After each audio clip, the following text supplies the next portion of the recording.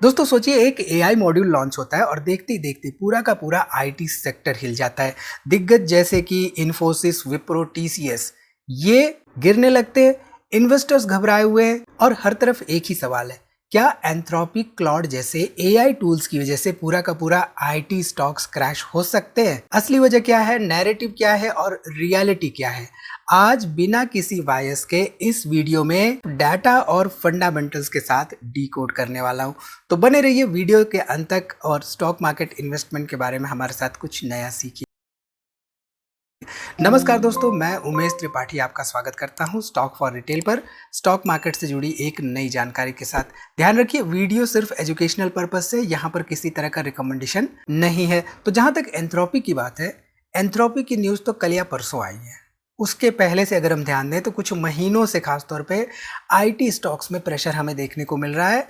खास तौर पे चैट जीपीटी, एआई टूल्स वगैरह के पॉपुलैरिटी गेन करने के बाद रिटेल इन्वेस्टर्स को ये लग रहा है कि ये सब आने वाले समय में जॉब्स को रिप्लेस कर देंगे और यही सेंटिमेंट ड्रिवन एक ट्रिगर सेलिंग मोस्टली करता हुआ दिखाई दे रहा है हमें आईटी स्टॉक्स में। लेकिन यहाँ पे असली सवाल ये है कि क्या केवल एआई टूल्स की वजह से ही आईटी स्टॉक्स पर प्रेशर देखने को मिल रहा है? तो इसके लिए मैं आपको थोड़ा सा पीछे ले चलता हूँ और इन्फोसिस का मैं आपको चार्ट दिखाता हूँ 2021-22 का। अक्टूबर 2021-22 में इन्फोसिस यहाँ पे देखिए किस सर्टेन लेवल पे हुआ करता था और इस पॉइंट पर पहुंचने के पहले आप देखिए कि किस तरह की यहाँ पे रैली हुई थी।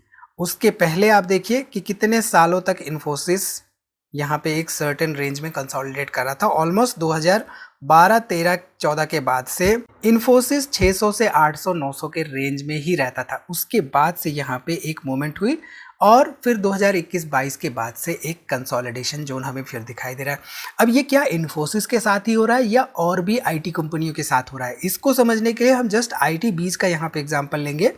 आईटी बीज को अगर हम ध्यान से देखें तो आईटी बीच में आप देखिए 2021 के बाद से यहाँ पे मूवमेंट तो हुई, लेकिन 2022 पे जो पॉइंट अटेंड किया था उसने करंटली उसी पॉइंट के आसपास आईटी बीज हमें चलता हुआ दिखाई दे रहा है। तो इनफैक्ट चाहे आईटी बीज हो, चाहे इन्फोसिस हो, चाहे कोई भी अदर आईटी कंपनी जो कि सिमिलर तरह का काम कर रही हैं, पिछले 3-4 सालों से 5 सालों से हमें उन्हीं लेवल्स पर काम काज करते हुए दिखाई दे रहे हैं। अब इसके पीछे के रीजंस क्या हैं ये जानना हमारे लिए जरूरी हो जाता है।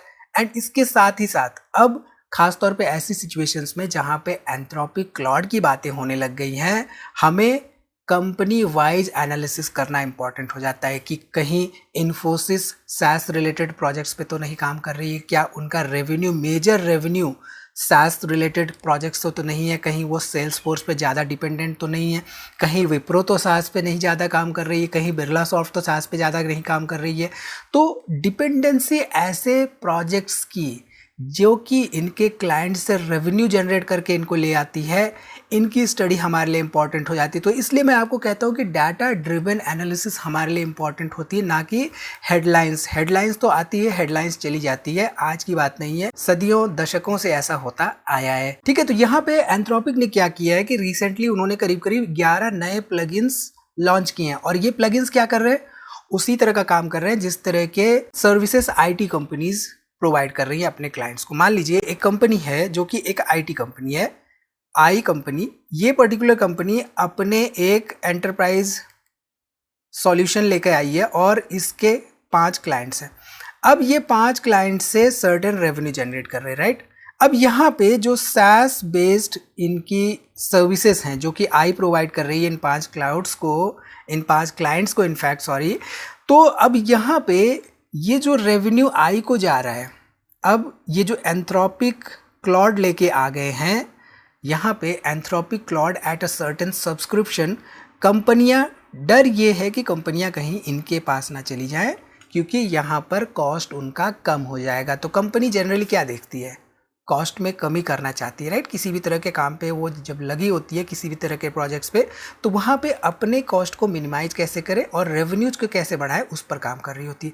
तो यहाँ से इफेक्ट क्या होगा? इफेक्ट आई कंपनी पर होगा। जो लोग इस पर्टिकुलर 5 क्लाइंट्स के प्रोजेक्ट्स पे काम कर रहे थे, 50 लोग, 100 लोग, 200 लोग, इन सब लोगों पे जॉब के जाने का डर हो सकता है। तो इन सब चीज़ों के वजह से एक तरह से पैनिक सेलिंग हमें देखने को मिली है पिछले 1-2 दिन में, खास तौर पे एंथ्रोपिक क्लाउड के हेडलाइंस के आने के बाद।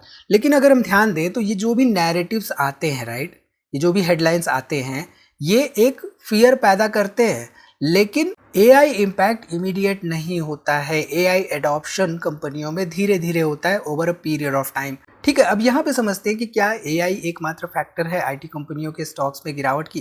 तो इसका सिंपल सा जवाब है नहीं, देयर आर अदर फैक्टर्स। अगर हम ध्यान दो तो पिछले कुछ समय से ग्लोबल टेक स्पेंडिंग ओवरऑल वो स्लो डाउन पे चल रहा है, नीचे के पाथ पे चल रहा है। और हमने देखा है कि पिछले कुछ समय में, इनफैक्ट पिछले कुछ महीने एंड 1-2 साल में बड़ी कंपनियों ने अपने कर्मचारियों में छटनी की है। नंबर ऑफ एम्प्लॉयज वर्किंग जो है वो रिड्यूस हुए हैं एंड मोस्टली कंपनियां कॉस्ट कटिंग मोड में हैं। साथ ही साथ ग्लोबल अनसर्टेनिटी लेवल एक तरह से अपने पीक पर है। तो ऐसे में IT बजट सबसे पहले कट होते हैं।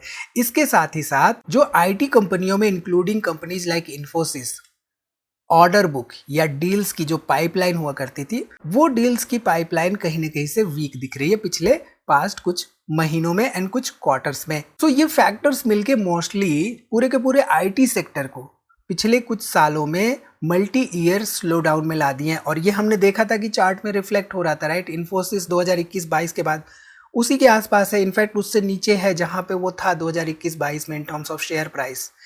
अब ऐसे में इंपॉर्टेंट ऑब्जर्वेशन हमने ये देखा कि केवल इन्फोसिस ही नहीं गिरा है। IT बीज में बहुत सारी कंपनियां होती हैं, मोस्टली IT के सभी स्टॉक्स में हमें गिरावट देखने को मिली है।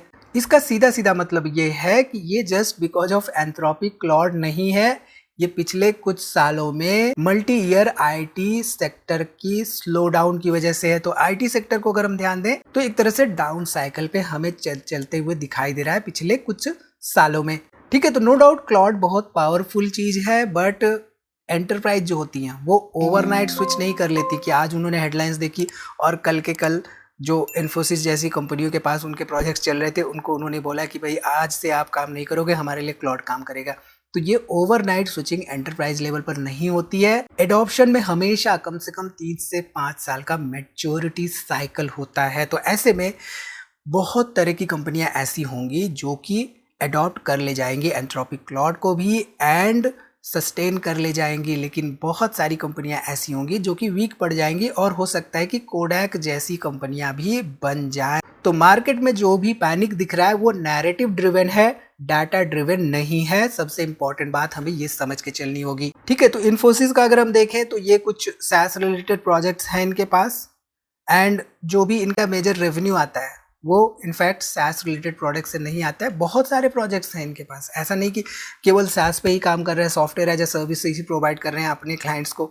बहुत सारे प्रोजेक्ट्स हैं एंड उनमें से एक छोटा सा चंक है SaaS रिलेटेड प्रोजेक्ट्स का भी। तो एंट्रोपिक क्लाउड जो है वो मोस्टली SaaS रिलेटेड जो भी क्लाइंट्स हैं उनको इम्पैक्ट कर रहा है। तो यहाँ पे देखने वाली दिलचस्प बात ये है कि जो IT कंपनीज हैं मोस्टली, अगर किसी कंपनी का बहुत ज़्यादा revenue dependency SaaS related projects पे है तो वहाँ पे इम्पैक्ट देखने को मिल सकता है। यहाँ पे विप्रो में अगर हम ध्यान दें तो विप्रो भी एक तरह से देखा जाए तो 3-4-5 कंपनियां जो हैं IT सेक्टर की, TCS, इन्फोसिस, HCL टेक्नोलॉजीज, उनकी लिस्ट में आती है। और विप्रो के पास भी बहुत ज़्यादा SaaS रिलेटेड प्रोजेक्ट्स नहीं दिखाई दे रहा है फिलहाल। हालांकि ये देखना इंपॉर्टेंट हो जाएगा कि इस क्वार्टर में और अगले क्वार्टर में Wipro, Infosys including other companies किन तरह के प्रोजेक्ट्स क्लाइंट से उनको मिलते हैं, किस तरह के डील्स उनको मिलते हैं, क्या वो AI ड्रिवन डील्स लाने में सक्षम रहते हैं या नहीं, ये देखने वाली बात होगी। ठीक, इसके साथ ही साथ बिरला सॉफ्ट अगर यहाँ पे देखें तो इनके पास भी कुछ SaaS रिलेटेड प्रोजेक्ट्स हैं, टूल्स हैं and apart from this Birla soft और क्या कर रही है, बिरला सॉफ्ट ब्लॉकचेन पे क्या कर रही है, बिरला सॉफ्ट के जो अदर प्रोजेक्ट्स हैं वो क्या इंडिपेंडेंट ऑफ AI हैं या डिपेंडेंसी है उनकी। KPIT टेक्नोलॉजीज आर्टिफिशियल इंटेलिजेंस का इस्तेमाल करते हुए गाड़ियों के लिए जो डैशबोर्ड बना रही है उस पर कितनी डिपेंडेंसी है उनकी। ये सब डाटा ड्रिवन स्टडी हमारे लिए बहुत इंपॉर्टेंट होती है। इससे हमें समझ में आता है कि एक्चुअल में चल क्या रहा है और नैरेटिव क्या सेट किया जा रहा है। ठीक, इसके साथ ही साथ शेयर होल्डिंग पैटर्न। अब यहाँ पे एग्जाम्पल के तौर पे हम ले लेते हैं बिरला सॉफ्ट का। मार्च 2023 में 41% यहाँ पे थे प्रमोटर्स। अब देखिए तो थोड़ा सा प्रमोटर्स ने कम किया, बट ऐसा नहीं कि 2021-22 से सेक्टर में स्लो डाउन चल रहा है और इसके साथ ही साथ प्रमोटर्स भी निकल के भाग गए। तो प्रमोटर्स अभी भी यहाँ पे बने हुए हैं। प्रमोटर्स के साथ ही साथ आप देखिए इंपॉर्टेंट डाटा, तो 10% 11% यहाँ पे एफआईआईज है और 24% यहाँ पे डीआईआईज है। इनफैक्ट पिछले क्वार्टर से यहाँ पे डीआईआईज ने अपनी शेयर होल्डिंग बढ़ाई है। यहाँ पे पब्लिक इन्वेस्टमेंट कम होती हुई दिखाई दे रही। तो इसके पीछे के रीजंस क्या हैं ये समझना हमारे लिए इंपॉर्टेंट होता है कि क्यों, even though the promoters know that there is a down cycle in IT industry for the last 3-4 years, वो अपने शेयर से इतना प्यार क्यों दिखा रहे हैं। ठीक है, तो अगली बार आप सुने कि क्लॉड ने आईटी स्टॉक्स को गिरा दिया या क्लॉड की वजह से, एंथ्रोपिक क्लॉड की वजह से आईटी स्टॉक्स में बुरी तरह गिरावट देखने को मिली, तो ध्यान रखिए कि डाटा क्या कह रहा है एंड आईटी सेक्टर का लॉन्ग टर्म साइकिल क्या कह रहा है। अगर इस एनालिसिस ने आपको क्लैरिटी दी है तो वीडियो को लाइक जरूर करिए, कमेंट करके बताइए कि आपको क्या लगता है एंथ्रोपिक क्लॉड आईटी सेक्टर को ओवरऑल किस डायरेक्शन में ले जाएगा। इस वीडियो में इतना ही दोस्तों, मिलते हैं अगली वीडियो में एक नई जानकारी के साथ। तब तक आप अपना बहुत ख्याल रखिए और हमारी बाकी वीडियोस देखते रहिए, दोस्तों में शेयर करते रहिए।